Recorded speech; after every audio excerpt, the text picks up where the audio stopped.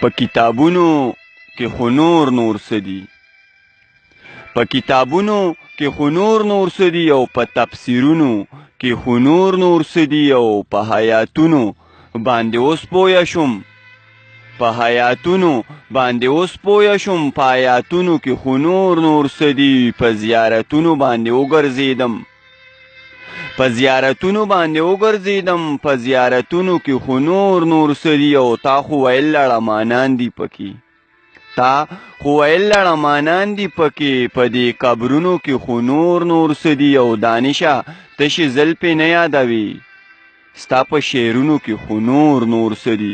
ګرانو مینوالو، یو ځلې بیا ستاسو ورور ستاسو ملګری صاحب مانیروال تاسو ته مخاطب دی. پروګرام ادبي ملګري دي، یو څنګه چې موږ کوشش کوو چې موږ خپل پروګرام ته یو نوی ملګری، یو داسې شاعر ملګری راولو چې ډېرو کمو پروګرامونو له تللی ډېر ښه لیکي کړی، یو بیا هم لا ډېر زیات وړوکی یا زموږ استاد شاعري خو چا وله لاس نی ورکړی، پروګرامونو له نی تللی.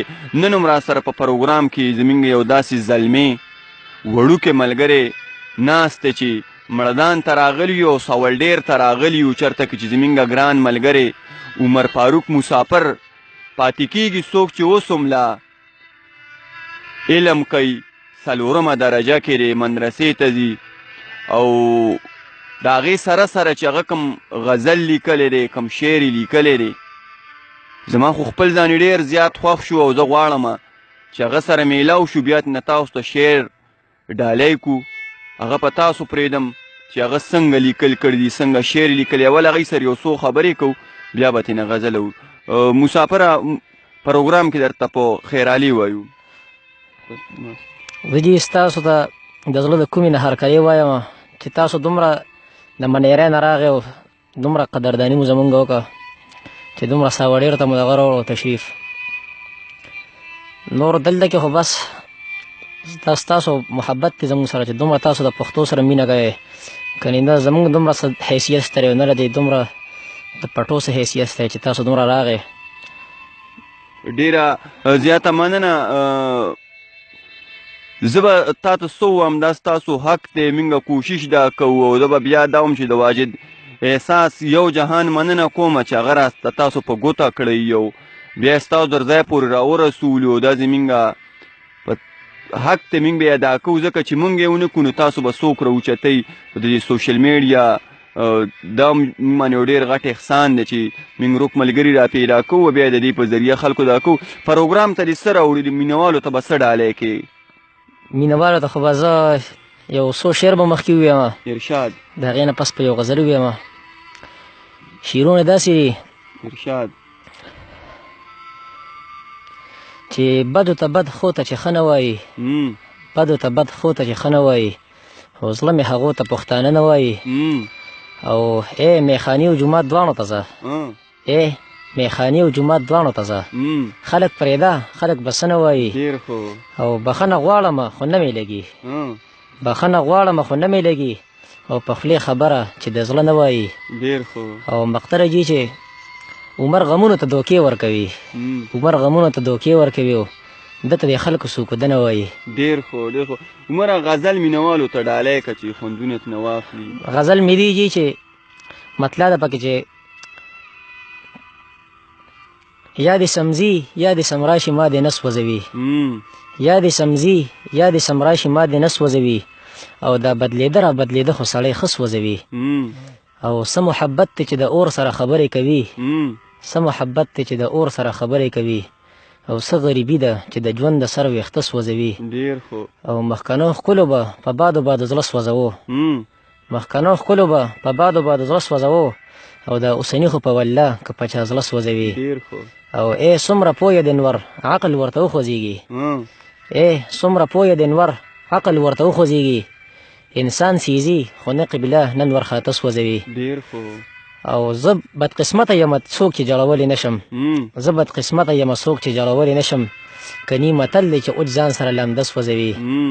او تعجب مه کوه اثر به په تا څنګ نه کوي، تعجب مه کوه اثر به په تا څنګ نه کوي، زما په خولې چې شعر راشي زما خوله سوځوي او دا شاعري هم د هر چا د وس خبره نه ده عمره دا د هجر زور وي دا مازغه سوځوي. ډېر ښه ګرانو مینهوالو، د عمر نه تاسو غزل واورېده، هیله لرم چې خوښ شوی به مو وي، د ژوند څو ګړی هم پرې تېرې شوي. عمره دا راته ووایه چې ته مدرسه کې یو علم کې 4مه درجه کې نو شعر څنګه لیکي؟ یو شعر بیا دلته د څوک استا شته او که نه؟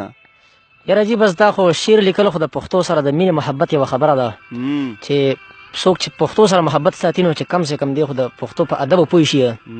او نور زما خو دلته کې بهر ماما یو استاذ دی، هغوی ته د استادۍ په طریقه باندې زه راځم، پلار مې هم دی، نیکه مې هم دی، زوی مې راته ویلي او ملګری مې هم شته دی، احساس صاحب سره میلاویږو رامیلاویږو، بس دلته کې ژوند ګړی پرې تېروو. ډېره مننه. دا راته ووایه چې مسافر چې مینهوالو ته بل غزل هم ډالۍ که، ډېر ښه غزل دې لیکلی دی او زه به که دا ووایم دا به غلطه نه چې مدرسه کې دې لیکلی دی نو بیا به ډېر زیات ښي. بل غزل مینهوالو ته ډالۍ که چې خوندونه ترې واخلي. بل غزل مې دی چې د محبت د فلسفې نه چې محروم وي سړی، د محبت د فلسفې نه چې محروم وي سړی، لکه سړی چې تش په خوله او تش په نوم وي سړی. او یو تبسم چې درته هم صدقه نه درکوي، یو تبسم چې درته هم صدقه نه درکوي، زما خو ډېر بدي شي یار چې دومره شوم وي سړی. ډېر ښه، دا بیا ووایه.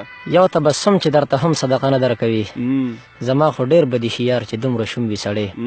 او عشق په یو ځای د چا بدن کې زهر نه خوروي، عشق په یو ځای د چا بدن کې زهر نه خوروي، او ښه پر ورو چې سر ته ورسي ګم سم وي سړی. او زه مسافر د اوسني وخت ښکلي پېژنمه، زه مسافر د اوسني وخت ښکلي پېژنمه، د دوی په یاد کې چې راځي اکثر مرحوم وي سړی. ډېر ښه. ګرانو مینهوالو، د مسافر بینه تاسو غزلې واورېدې، شعرونه هم ترېنه واورېده او څو خبرې هم ورسره وکړې. هیله لرم چې ډېر زیات به مو خوښ شوي وي او څو ګړی به مو پرې تېرې شوي وي. دا ستاسو مینه نه پښتو سره او دا زموږ کوششونه دي، انشاءالله موږ به یې کوو.